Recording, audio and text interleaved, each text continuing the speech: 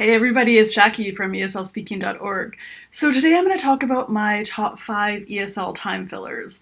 And now I know time fillers or time killers, maybe not ideal to do when you're teaching.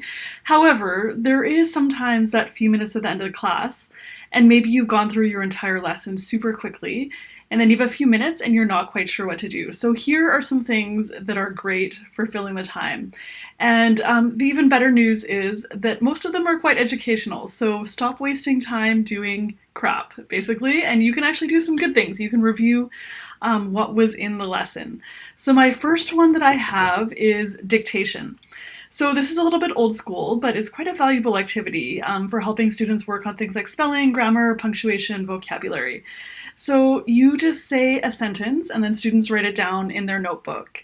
I like to level it up, and if I dictate a question to them, they have to write the question as they hear it, and then they could fill in whatever answer they want. Or if I give a statement or an answer, they have to come up with a question. All right, number 2 is phone show and tell. So all students have phones mostly if they're like high school age or above.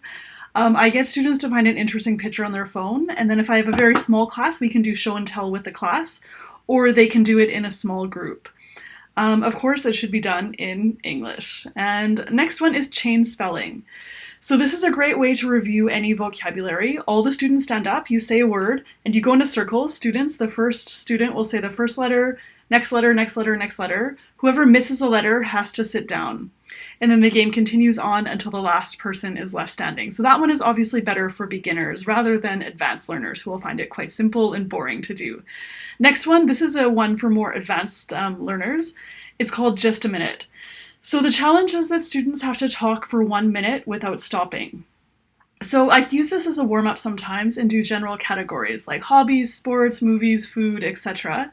You could also use it as a review based on whatever you are teaching in class. So put students into groups of 4 and write down the general categories on the whiteboard. Get one person in the class to scrunch up a piece of paper, throw it at the board. Whatever category it hits, the first person in each group has to talk about it for 1 minute without stopping. The other 3 members in the group have to listen carefully and then ask a follow-up question. Repeat the process with a new topic and then for the remaining 3 students. All right, finally, this is kind of just a fun one, 20 questions. I'm sure you've played it before. You can play it with your students too. More advanced students can do anything, any kind of noun. For beginners, I usually will do maybe like 10 questions and I'll restrict it to jobs or animals or something like that. All right, if you like this video, be sure to check out my blog post. I'll put the link down below. I have a ton more activities. Also, don't forget to hit like, subscribe, tell your friend. All right, bye everybody.